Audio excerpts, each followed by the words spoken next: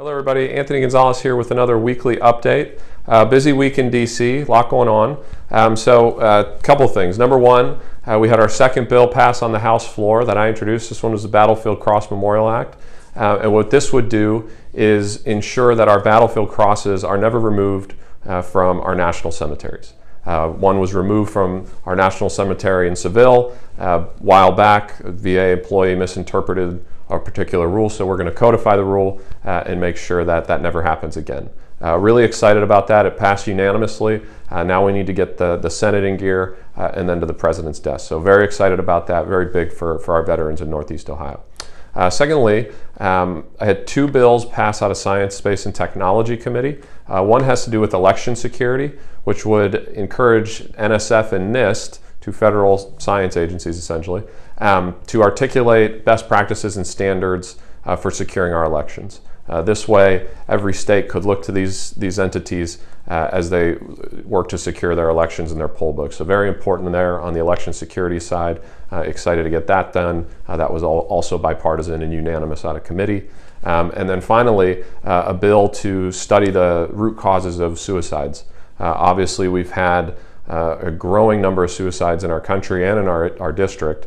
And it's something that's particularly concerning in the youth community. So in our teenagers from kind of 15 into the mid-20s, those numbers are skyrocketing. And so we want to get a better sense of that. So that passed unanimous out of committee as well.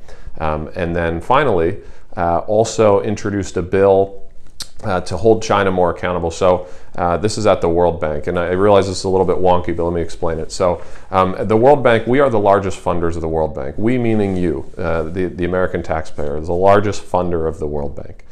China currently borrows money from the World Bank at discounted rates. And so what that means is that we, the American taxpayers, are subsidizing China's growth and the repression that they have on their own people. The World Bank on its balance sheet has a $100 million loan to China, discounted, underwritten by the American people, for the Uyghur Muslim camp, concentration camp in Xinjiang.